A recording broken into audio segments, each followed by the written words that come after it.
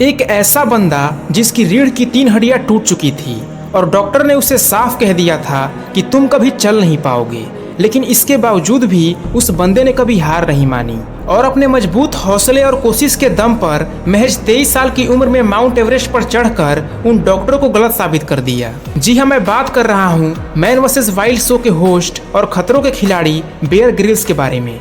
हम सब ये जानते हैं कि बेयर ग्रिल्स शारीरिक और मानसिक तौर पर बहुत मजबूत है, जिसकी वजह से उन्होंने बहुत कारनामे किए। लेकिन ये बंदा जो फियरलेस और स्ट्रॉन्ग मैन की तरह दिखता है, वो अंदर से कभी वीक, कमजोर, डरा हुआ और डिप्रेशन में रह चुका है। बात 1996 की है। बेयर ग्रिल्स जब 21 साल के थे, तब जाम्बिया के एक मिशन के दौरान उन्होंने 16,000 की फीट की ऊंचाई से छलांग लगाई थी। लेकिन दुर्भाग्यवश उनका पैराशूट नहीं खुला। जैसे ही वो आसमान में कूदे, सही टाइम देखकर उन्होंने पैराशूट को खोल दिया था, लेकिन फिर भी वो तेजी से नीचे गिरते जा रहे थे। जब उन्होंने ऊपर की ओर देखा तो उनको पता चला कि पैराशूट पूरी तरह से खुला ही नहीं है। उन्होंने पैराशूट को खोलने की बहुत कोशिश की, लेकिन वो खुला ही नहीं और अंत में वो पेड़ों से टकराते हुए जमीन पर आ गिरे और गिरते ही अंधेरा छा गया। वह जमीन पर अपनी पीठ के बल गिरे थे और गिरते ही उन्हें बहुत भयानक दर्द महसूस हुआ। और बुरा तो ये हुआ कि वह इतनी ऊंचाई से गिरने के बाद भी वह होश में थे। वो हिल डोल नहीं कर पा रहे थे, बस वहीं पर लेटे लेटे जोर जोर से रो रहे थे और अपने साथियों का इंतजार कर रहे थे कि कोई आकर उन्हें वहां से ले जाए। दर्द इतना खतरनाक था कि उन्हें सहन नहीं हो रहा था। कुछ देर के बाद उनके साथी वहां पर आते हैं और उनको अस्पताल में एडमिट करवाते हैं। वो कहते हैं कि अस्पताल में एडमिट होते ही डॉक्टर ने उनको एक इंजेक्शन दिया था, जिसकी वजह से उनका दर्द कम हो गया और वो सोचने लगे कि वो ठीक हो रहे हैं और वो उठने की कोशिश करने लगे। तभी डॉक्टर ने उनको रोकते हुए कहा कि आपके रीढ़ की 3 हड्डियां टूट चुकी है, जिसकी वजह से आप कभी चल नहीं पाएंगे। ये सुनते ही बेयर ग्रिल्स को जोर का झटका लगा। पहाड़ चढ़ने वाला नौजवान अब चल के बाथरूम तक नहीं जा सकता था। कहते हैं कि पैराशूट से गिरकर हड्डियां तोड़ने में इतना दर्द नहीं हुआ जितना 1 साल हॉस्पिटल में रहकर उन हड्डियों को जोड़ने में उनको सहन करना पड़ा। अस्पताल में बेड पर पड़े पड़े वह दिन रात यही सोचते थे कि शायद वह कभी चल नहीं पाएंगे। उनके जिंदगी जीने का मकसद ही एडवेंचर यानी घूमना फिरना था।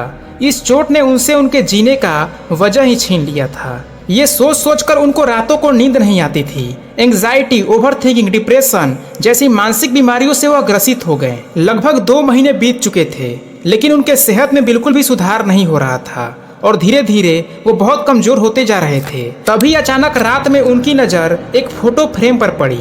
वह फोटो थी माउंट एवरेस्ट की। बचपन से ही बेयर ग्रिल्स का सपना था कि वह अपने जीवन में एक बार माउंट एवरेस्ट पर चढ़ाई जरूर करेंगे। उस फोटो फ्रेम पर धूल चढ़ी देखकर उन्हें ऐसा लगने लगा जैसे उनके सपनों पर भी धूल चढ़ गई है, जो उनसे बर्दाश्त नहीं हो रहा था। वो जैसे तैसे हिम्मत करके खड़े होते हैं और अपने बैसाखियों के सहारे उस फोटो फ्रेम तक जाते हैं और उस फोटो को अपने हाथों में लेकर उसको साफ करते हैं और खुद से ये वादा करते हैं कि चाहे कुछ भी हो जाए वह माउंट एवरेस्ट की चढ़ाई जरूर करेंगे। ये बात उनके सबकॉन्शियस माइंड में गहराई से बैठ गया। इस बात ने उनको हौसला दिया और जीने की उम्मीद दी। इसके बाद उन्होंने अपने मन से ये निकाल दिया कि उनके लाइफ में आगे क्या होगा, क्या नहीं होगा, क्या वह चल पाएंगे या नहीं। उन्होंने ये सोच लिया कि मुझे सिर्फ अपना कर्म करना है और फल की चिंता नहीं करना है। इस तरह से धीरे धीरे उन्होंने अपने ओवरथिंकिंग को कम किया और अपने मन को शांत किया। जब वह मेंटली फिट हो गए तो उन्होंने अपने आप को फिजिकली तैयार किया। धीरे धीरे उनके जख्म भरने लगे और हड्डियां रिपेयर होने लगी। वो जानते थे कि कुदरत ने उनको नया जन्म दिया है, दूसरा मौका दिया है। अब उनके पास अपना लक्ष्य भी था कि कैसे भी हो माउंट एवरेस्ट को चढ़ना है।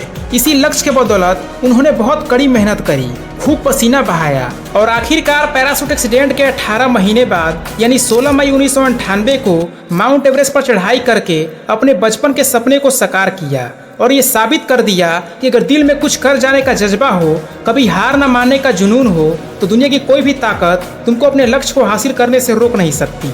इसके बाद उन्होंने कभी भी पीछे मुड़कर नहीं देखा और अपने नए नए प्रोजेक्ट्स पर काम करते गए और फिर उन्होंने एक TV show man versus wild में काम करके हर घर में अपनी पहचान बनाई। उनकी लाइफ से हमें ये सीखने को मिलता है कि कठिन से कठिन परिस्थितियाँ हमें तोड़ने के लिए आती जरूर है, लेकिन ये हम पर डिपेंड करता है कि हम उन परिस्थितियों से कैसे डील करते हैं, किस तरह से उनका सामना करते हैं।